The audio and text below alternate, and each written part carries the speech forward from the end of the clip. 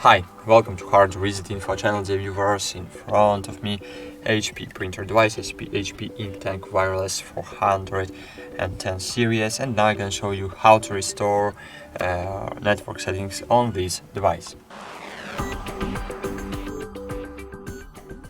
So firstly, you need to open m.web server, then find your settings, click Restore Defaults and Restore Network Settings.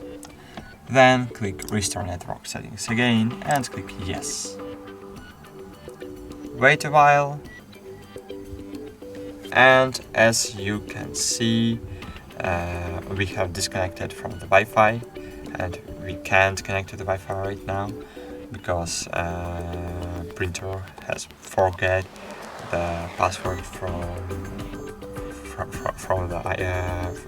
the network.